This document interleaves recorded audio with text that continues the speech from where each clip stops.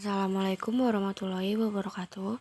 Perkenalkan, nama saya Wahyu Trihartati, NIM 20210810700105, Program Studi Pendidikan Olahraga kelas COR. Saya di sini akan memaparkan terkait evaluasi media pembelajaran untuk memenuhi tugas UAS evaluasi pembelajaran dosen pengampu Dr. Dirgantara Wicaksono MPD.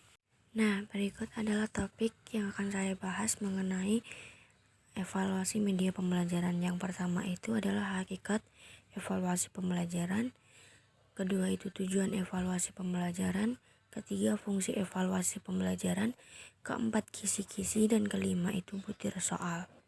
Nah, yang selanjutnya, apa sih evaluasi pembelajaran itu? Nah, di sini ada penjelasannya. Evaluasi pembelajaran adalah proses untuk mendapatkan data dan informasi yang diperlukan dalam menentukan sejauh mana dan bagaimana pembelajaran yang telah berjalan agar dapat membuat penilaian atau judgement dan perbaikan yang dibutuhkan untuk memaksimalkan hasilnya.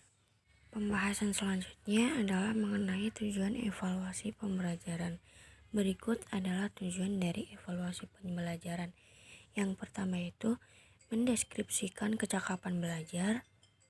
Yang kedua adalah mengetahui keberhasilan proses pendidikan dan pengajaran di sekolah. Nah, hal itu yakni seberapa jauh keefektifannya dalam mengubah tingkah laku para siswa ke arah tujuan pendidikan yang diharapkan. Yang ketiga, menentukan tindak lanjut hasil penilaian. Dan yang terakhir adalah memberikan penanggung-jawaban dari pihak sekolah kepada pihak-pihak yang berkepentingan.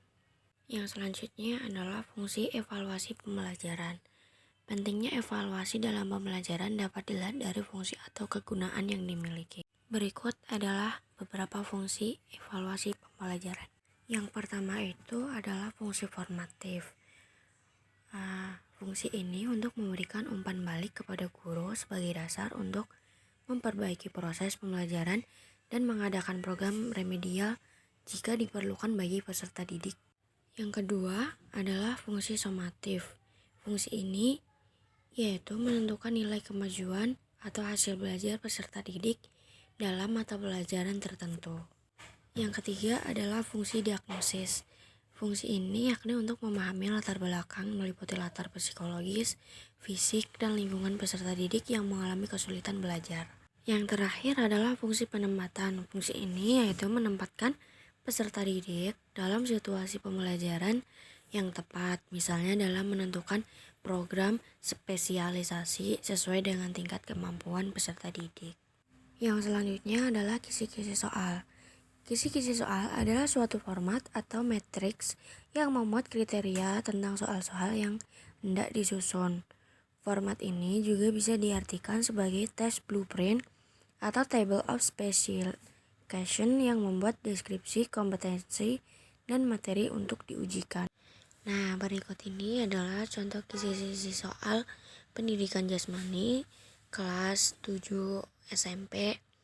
Kurikulumnya kurikulum 2013. Jumlah soalnya 50 dan bentuk soalnya pilihan ganda. Nomor 1, kompetensi intinya adalah memahami konsep keterampilan gerak fundamental permainan bola besar. Kompetensi dasar memahami konsep keterampilan gerak fundamental permainan bola besar. Materi pokok permainan bola besar menggunakan permainan sepak bola. Nah, di sini indikator soalnya adalah dapat mengetahui sejarah sepak bola, jumlah soal 1, nomor soal 1, dapat menyebutkan peraturan permainan sepak bola. Jumlah soal 1, nomor soal 1, dapat menyebutkan induk organisasi sepak bola nasional dan internasional. Jumlah soal 1, nomor soal 3, dapat menyebutkan prinsip dasar sepak bola. 1. Dapat menyebutkan cara menendang bola dengan panggung kaki, dapat menyebutkan beberapa cara menghentikan bola dengan kaki, dapat memahami cara menendang bola agar bola melambung. Jumlah soal 3, nomor soal 4, dapat mengetahui sejarah permainan bola basket.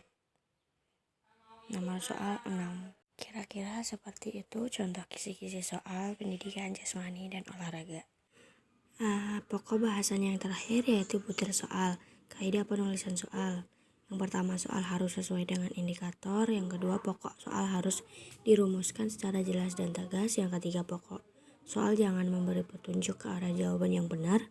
Yang keempat, aspek yang akan diuji adalah ada 6 tingkatan, yaitu pengetahuan, pemahaman, aplikasi, analisis, sintesis, dan evaluasi atau yang lazim diberi simbol C1, C2, C3, C4, dan C5, dan C6. Yang terakhir yaitu format putaran soal, tes objektif, dan tes esai. Berikut contoh soal penjas yang berbasis HOTS. Yang pertama, apa yang dimaksud dengan dribbling dalam permainan bola basket? Jawabannya adalah menggiring atau mendribble bola adalah gerakan memantul-mantulkan bola dengan satu tangan, baik tangan kanan maupun tangan kiri. 2. Apa tujuan teknik menghentikan bola? Jawaban, untuk bisa menguasai bola saat kita mendapatkannya dan beralih ke teknik selanjutnya atau mengoper atau menggiring bola. Kira-kira seperti itu contoh soal pendidikan jasmani yang berbasis HOTS. Terima kasih pemaparan materi dari saya. Apabila kurang dan lebihnya mohon maaf.